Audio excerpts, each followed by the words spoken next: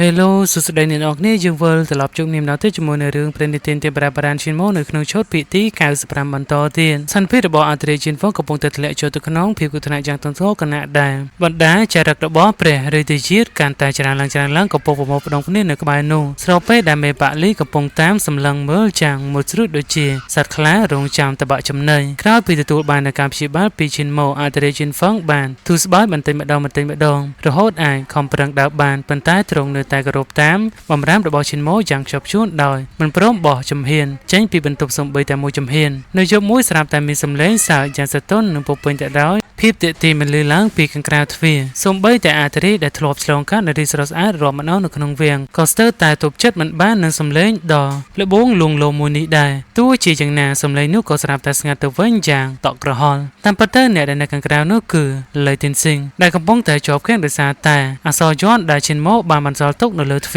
រដោយសារតែខ្លួនក៏ជាអ្នកហាត់នៅវិជាគុណបង្កើតដីយ៉ាងប្រកបនោះដែរលីទីនស៊ីងមានដំណួរថាខ្លួនមិនចាញ់ឈិនម៉ូឡើយហើយក៏បានចំណាយពេលជាងកន្លះជប់ដើម្បីព្យាយាមបកស្រាយអត្ថន័យអក្សរទាំងនោះតែនៅតែមិនអាចយល់អំពីអត្ថកបាំងរបស់វាសគាត់បានត្រឡប់មកវិញសាកល្បងបបាយអក្សរនោះឲ្យរយៈពេល3ជប់ជាប់គ្នាតែលទ្ធផលនៅតែ0នៅជប់ទី3ដោយសារតែអស់នៃការអត់ធ្មត់ក៏បំរុងនឹងប្រាណនៅកម្លាំងបាយសម្រុកចូលទៅហើយប៉ុន្តែតែមានការសង្ស័យថាបន្ទប់នេះអាចភ្ជាប់ទៅកាន់ពិភពមួយផ្សេងទៀតនឹងខ្លាចធ្លាក់ចូលទៅក្នុងអន្ទាក់ទីបំផុតគាត់ក៏មិនហ៊ានសម្រេចចិត្តចូលឡើយស្របពេលដែលអាតេរ៉េជិនហ្វុងកំពុងតែទប់ចិត្តលេងបានចង់លួចមើលតាមចន្លោះបង្អួចដោយសារតែការលបងរបស់លីទីនស៊ីងនោះវាក៏ជាពេលដែលឈិនម៉ូបានត្រឡប់មកពីរោគអសត់វិញល្មមគ្រាន់តែមកដល់ភ្លាមឈិនម៉ូបានចំអកឲ្យលីទីនស៊ីងដែរនៅតែមិនទាន់អាចចូលទៅក្នុងបន្ទប់បានរួចក៏បានប្រាប់យ៉ាងសាមញ្ញថាអសរនៅលើទ្វារនោះគ្រាន់តែជាពាក្យច្រកទ្វារឆឹងធាននៅក្នុងភាសាយូទូប៉ុណ្ណោះរួចក៏បានលុបវាចោលទៅវិញហើយបើកផ្លូវឲ្យចូលប៉ុន្តែលីទីនស៊ីងនៅតែរឹងរូសមិនព្រមដើរចូលតាមការអញ្ជើញនោះទ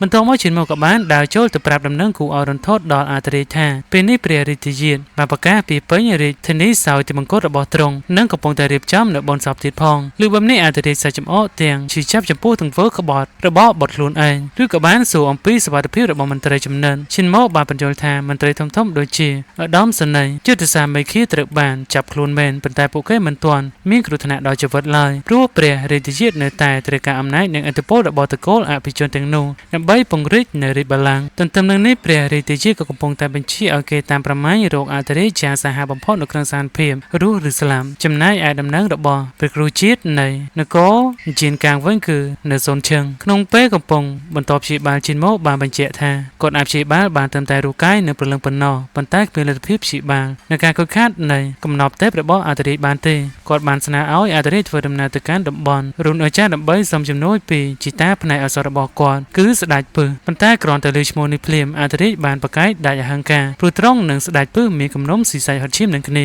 ពីមុនមករហូតត្រង់ធ្លាប់បញ្ជូនមនុស្សឲ្យតែសម្លាប់គាត់ទៀតផងអាតរេបានសម្រេចចិត្តយ៉ាងមុតមមថានឹងត្រឡប់ទៅកាន់រាជធានីវិញជាដាច់ខាតដើម្បីបញ្ឈប់នៅព្រះរាជជាតិកុំឲ្យបំផ្លាញនូវសមិទ្ធផលនៃកំណែតម្រង់រយៈពេល200ឆ្នាំរបស់ទ្រង់ព្រមទាំងចង់ស្រូបយកនូវធម្មពលនាគនៅទីនោះដើម្បីហាត់នៅវិជាគុណនាគរី9សង្ឃឹមថានឹងអាចជួសជុលនៅធុទឹករបស់គាត់ឡើងវិញដោយសារតែការតាំងចិត្តនេះឈិនម៉ូក៏យល់ព្រមតែគាត់បានចាត់វិធានការខ្លាយបន្លំរូបរាងអាតរេយ៉ាងកំរោលដោយកោសក់ត្រង់ទាល់តែត្រងោលដុតស្នាមសម្លាក់សង់នៅលើក្បាលនិងថែមទាំងគូមុខរបួសយ៉ាងធំសន្ធឹកនៅលើមុខទៀតផងត្រឹមមួយប្រពេចភ្នែកអាតរេក៏មានអំណាចបានក្លាយទៅជាព្រះសង្ឃចាស់ដ៏កាយសាហាវនិងមានជំងឺប្រចាំកាយម្នាក់ក្រោយពីលាលោកជ័យស៊ីពួកគេទាំងពីរក៏បានធ្វើដំណើរដោយថ្មើរជើងឆ្ពោះទៅកាន់រាជធានីនៅតាមផ្លូវឈិនម៉ូបានបង្ហាត់នៅវិជាគុណបង្កើតខាងក្នុងនិងវិជាគុណចង្ក្រានទាំង3នៃរាងកាយដល់អាតរេឲ្យជួយឲ្យរាងកាយព្រមទាំងកម្លាំងរបស់ទ្រង់ចាប់ផ្ដើមងើបឡើងវិញបន្តិចម្ដងក្នុងចិត្តរបស់ឈិនម៉ូវិញគាត់កំពុងតែលួចរៀបចំនៅផែនការធំមួយដែលគឺថាបើសិនជាអាចទាញយកអាតរេឲ្យក្លាយទៅជាមេដឹកនាំនៃស្ដេចមេឃាម្នាក់នៅក្នុងបកបិសាយសួរនោះនគរយានកាំងទាំងមូលនឹងធ្លាក់ចូលទៅក្នុងកណ្ដាប់ដៃរបស់ឈិនម៉ូមិនខានការធ្វើដំណើរពិតជាលំបាកវេទនាខ្លាំងណាស់រយៈពេល4ថ្ងៃនៃការដេកតាមផ្លូវបានធ្វើឲ្យជើងរបស់អាតរេពោពេញទៅដោយពងបែកហើយមានតែការព្យាបាលដោយទឹកឱសថរបស់ឈិនម៉ូប៉ុណ្ណោះដែលជួយបំបាត់នឹងការឈឺចាប់បានអ្វីដែលកាន់តែអាក្រក់នោះគឺសានភាពនៅក្នុងនគរកំពុងតែធ្លាក់ចូលទៅក្នុងភាពពពោយ៉ាងខ្លាំងដោយជោគលេសថាព្រះរាជជាកំពុងស្ដាររបបផ្ទះឡើងវិញបណ្ដាបកនុបនានាបានជ្រើសរើសការក្រោកឈរដណ្ដើមជោគនៅដីធ្លីនិងគេប្រវាញ់ជោគជារាទៅធ្វើជាទេសករបូករួមទាំងគ្រូធម្មជាតិភ្ជាប់ព្យុះព្រិលនិងបញ្ឈ ជំនួយសង្គ្រោះពីសំណាក់រាជការផងនោះប្រជារាស្ត្ររាប់មិនអស់ត្រូវស្លាប់ដោយសារភាពរងានិងការអត់ឃ្លាននៅតាមដងផ្លូវទស្សនវិជ្ជាដ៏សង្វេគនេះបានធ្វើឲ្យអធិរាជខឹងសម្បាររហូតដល់មុខស្លេកស្លាំងប៉ុន្តែទ្រង់មិនអាចធ្វើអ្វីបានក្រៅពីខំតាំងចិត្តហាត់ប្រាណដើម្បីស្ដារនៅអំណាចឡើងវិញឲ្យបានឆាប់រហ័សបំផុតនោះទេនៅពេលធ្វើដំណើរចូលទៅដល់តំបន់ចុងជើឈិនម៉ូបានទទួលនៅព័ត៌មានពិសេសនៅក្នុងបកថាពេលនេះបកតាវនិងបកសូរន្ទះធំបានបញ្ជូននឹងកំពូលអ្នកខ្លាំងរាប់មិនអស់ទៅកាន់រាជធានីរីឯតកូលអភិជនធំៗក៏ត្រូវបានគ្រប់គ្រងទាំងស្រុងផងដែរមេដឹកនាំចាស់ៗដូចជារូឡៃហើយនិងមេដឹកនាំតាវបានព្រមព្រៀងគ្នាថានឹងប្រកាសឲ្យរាជជាតិឡើងសោយរាជជាអធិរាជស្វាយជាផ្លូវការនៅថ្ងៃទី6ខែ3ខាងមុខនេះស្របពេលនោះក៏ចរិតរបស់ព្រះរាជជាតិកំពុងតែដើរសម្លាប់រាល់អ្នកណាដែលមានមុខមាត់ស្ដីទៅនឹងអធិរាជដែលគ្មានការលើកលែងអ្វីដែលគួរឲ្យស្អកខ្ពស់បំផុតនោះគឺព្រះរាជជាតិមិនត្រឹមតែបកគលនៅដីធ្លីទៅឲ្យបពពួកវិញនោះទេថែមទាំងរៀបចំកាត់ទឹកដីសីមាខេត្តជីនលូទាំង16ទៅឲ្យនគរចចកនៃអាណាចក្រជូស៊ីដើម្បីជាការសុំសន្តិភាពជាមួយនឹងកុលសម្ព័ន្ធព្រៃផ្សាយទៀតផងឬរឿងទាំងអស់នេះឈិនមកគ្រាន់តែញញឹមចំអកហើយថាថ្ងៃទី6ខែ3អាចជាថ្ងៃល្អសម្រាប់ការឡើងសោយរាជ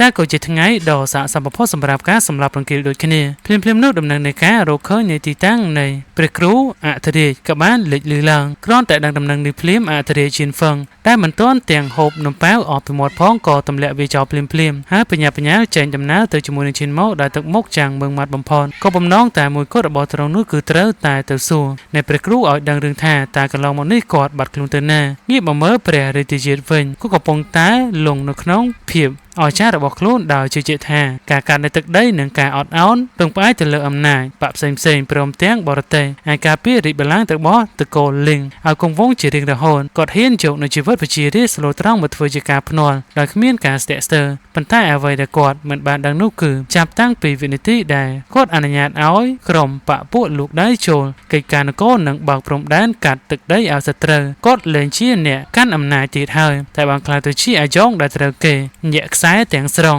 ព្រឹត្តិការណ៍ឡើងក្រុងរាជនៅថ្ងៃទី6ខែ3ដែលគាត់គិតថាជាចំណុចកំពូលនៃភាពជោគជ័យផ្នែកនយោបាយរបស់ខ្លួននោះតាមពិតទៅគ្រាន់តែជាថ្ងៃដែលគេចុះហត្ថលេខាលក់សេរីភាពរបស់ខ្លួនឯងហើយក្លាយទៅជាអ្នកទោសដែលជាប់ឃុំឃាំងនៅលើរាជបល្ល័ង្កតែប៉ុណ្ណោះដោយប្រទេសមួយដែលយើងនិយាយមិនបាន